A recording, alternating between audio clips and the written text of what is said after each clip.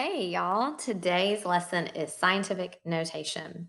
So I am experimenting with some new technology. So we'll hope this goes well. You should have a note outline. And the first thing you see on your note taking outline is this chart with the blank at the top for the definition of scientific notation. Scientific notation is probably not new to you. You've maybe already done it in science and maybe you've already covered it in math. We, as the eighth grade standard is, we're going to use it more to analyze the data that we are looking at. So the definition of scientific notation is, let's see, whoops, I am an eraser. Okay, let's see if I can do this. Highlighter, no, pen. Okay, blue pen. We'll see. I'm going to try and write scientific notation when a number, oh,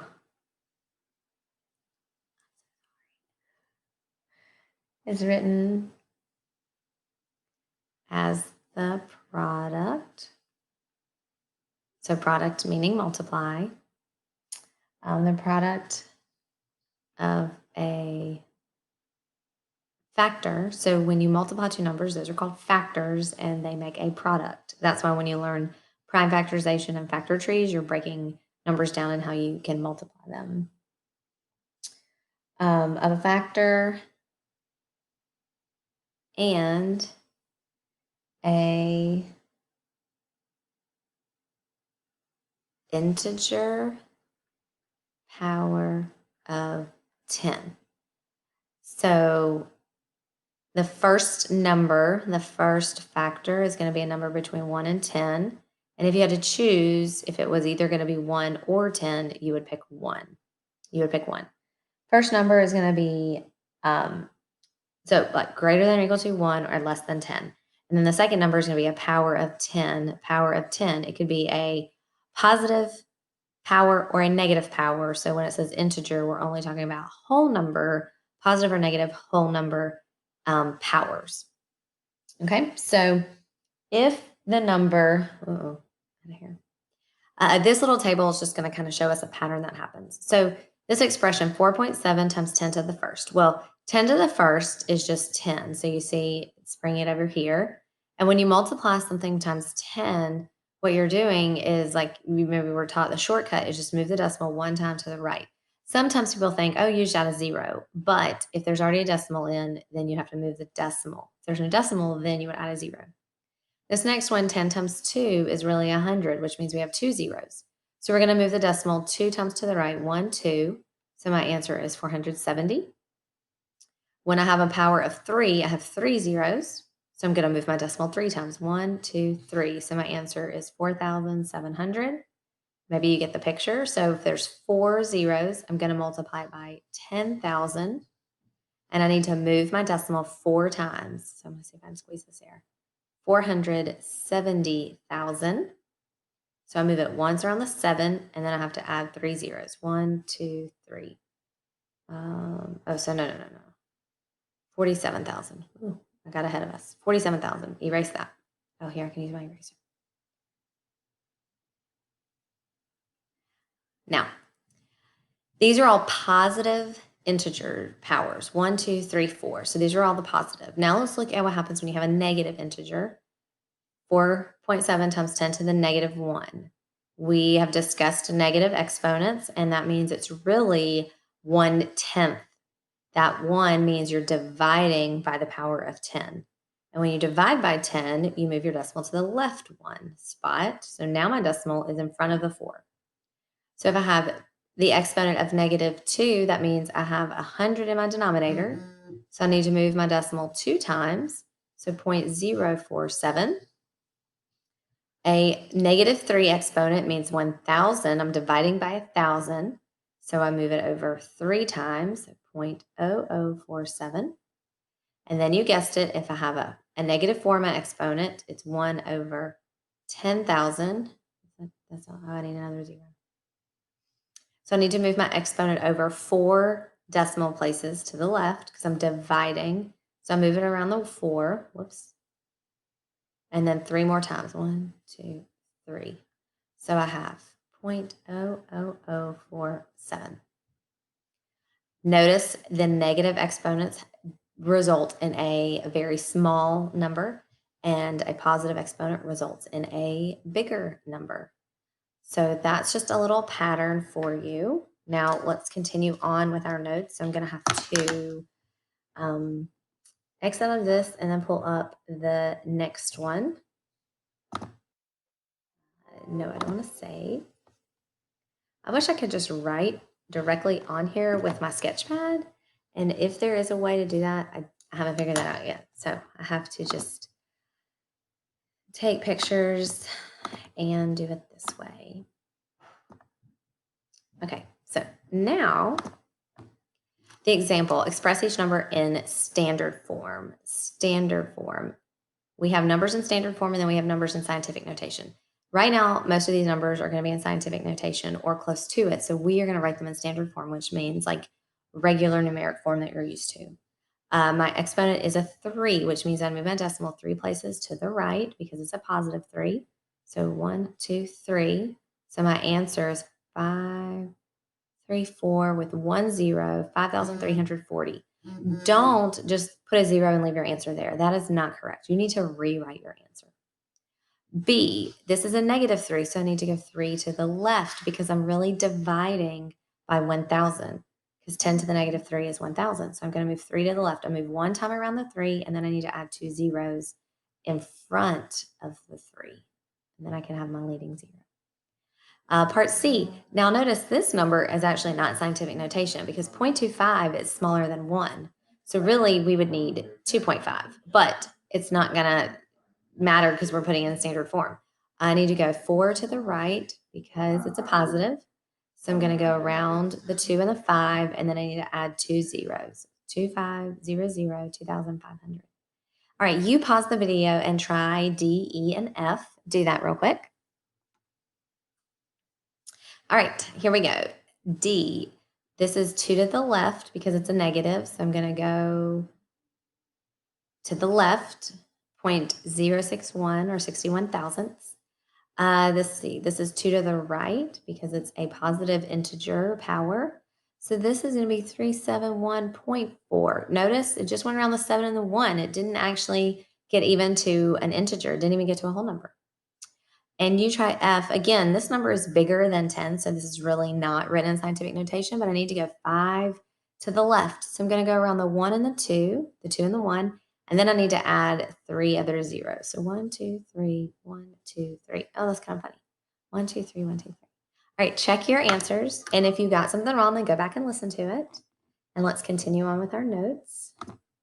We're not going to save. Here we go.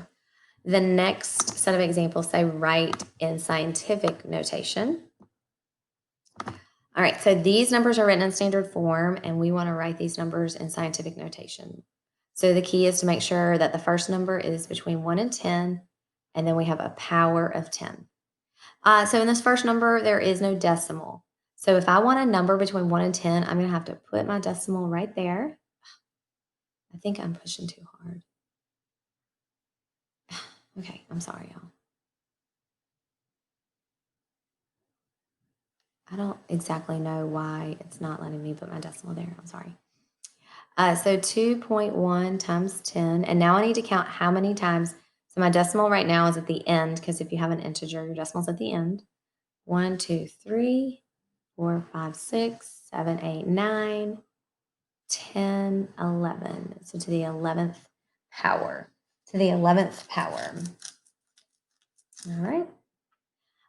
Here we go. B, this is a really, really small number. So I need to make sure I have a negative power because this is a really, really small number. Now my decimal is right here at the beginning. And to make it a number between 1 and 10, I'm going to put it at the end between the 9 and the 2. So 9.2 times 10. And now I just have to count how many times. 1, 2, 3, 4, 5, 6, 7, 8, 9. So to the negative 9th power. All right, you try 3 and you try 4. So write them in scientific notation, pause it, and then press play when you're ready to see it.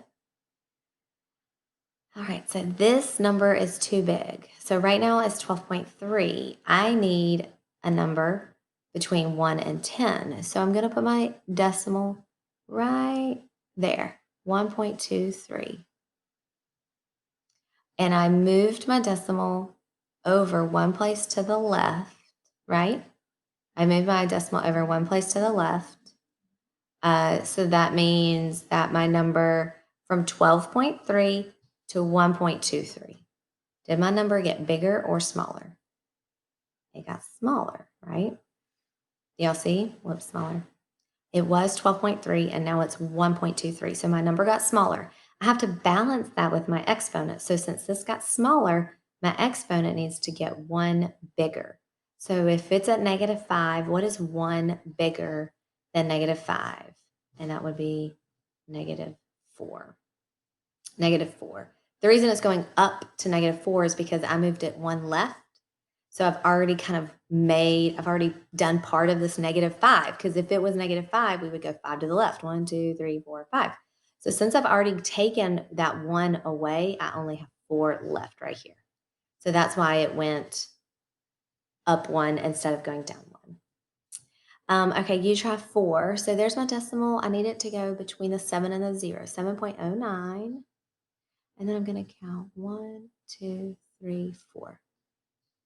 And this went to the right because it was a really small number, and my direction of my direction of my decimals went to the right. And so I would need, to make it a really small number, I would need to have a negative because it was a really small number. Kind of like problem B. All right, I hope you got those right. Check those. And let's see some more examples. I have no idea how long this is lasting, but we have, I think, 2 more sets. I think, maybe not. Wait.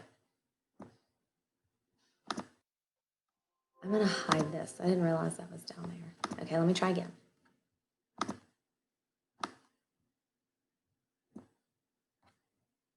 Okay, ordering numbers in scientific notation. Some of the top U.S. cities visited by overseas travelers are shown in the table. What are these cities from the number of visitors from least to greatest? So of these cities, I've actually, Metro DC. I've been to Washington, D.C., and I've been to Boston. I've never been to Las Vegas, and I've never been to Los Angeles. But we want to go from least to greatest. So the smallest number. If you look, all of these exponents are positive, which is nice because we know they're going to be large, big numbers because they're population or number of visitors. So we can start to the least. For the least, we know we're going to have the smallest exponent because that means the zeros is going to have one less zero at the end. And since these are the same, now we just compare the whole number at the beginning. So we have 7.21 and 9.01. 7.21 is less than 9.01. So that means, what are the cities? Okay, so we need to answer cities. Boston is going to go first, and then the DC area. So we've done those two. Now we can look at the exponents that are sixes, and we can compare 1.3 and 2.2. So 1.3 is smaller than 2.2, so that means Las Vegas is going to go next, and then Los Angeles. So it's funny, this is Las Vegas and Los Angeles. I just noticed that, LAS and LOS. So again, first you look at the exponent, and we started with the 5 because it was smaller. And then we compared the whole numbers in front, and the smaller whole number factor, or the smaller factor, is going to go first. All right, so you try B. Pause the video, and then you try B to order those. Order the countries. Okay, so you want to use countries as your answer. Amount of money visitors spend in the United States from greatest to least. So this one's going backwards, greatest to least. So I need to look at my exponents, and I need to pick out the greatest exponent. So we have 7 and we have 7. So I'm going to compare 1.03 and 1.06. So 1.3 is less than 1.06. So I need to start with the greatest one. So first is going to be the United Kingdom. Then is going to be Canada. What are we comparing again? The amount of money visitors spent. Dollars spent by internet. Oh, so these are people that visit the U.S. The people who spend the most amount of money when visiting the U.S. So United Kingdom visitors spend the most, and then Canada. Next, we have 6 and 6. So I'm going to compare India 1.83, and Mexico 7.15. Well, wow, 7.15 is bigger than 1.83. So that means Mexico will go next and then India. So check your work on that. I'm just looking over here to see. And all right, I think we're on our last example. No, I don't want to say. Okay, well, last two, but they're kind of the same thing.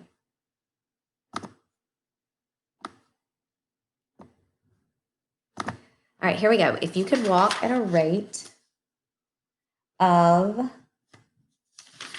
me find this one. If you could walk at a rate of 2 meters per second, it would take you 1.92 times 10 to the 8 seconds to walk to the moon.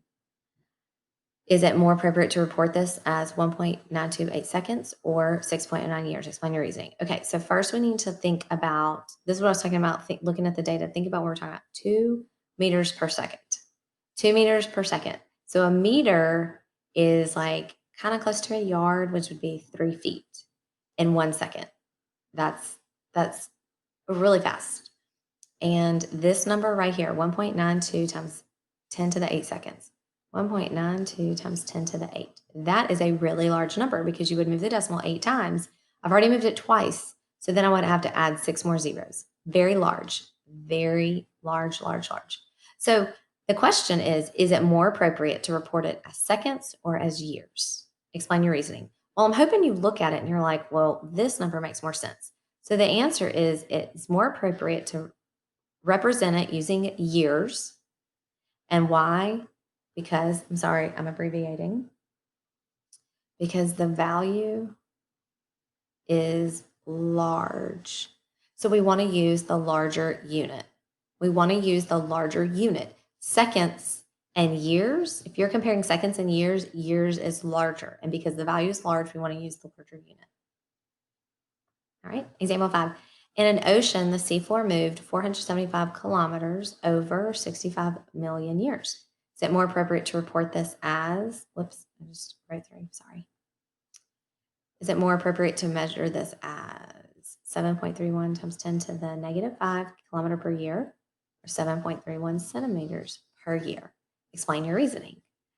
So the ocean floor moved 475 kilometers over 65 million years. 65 million years is such a long time. And this distance over 65 million years is really not that fast.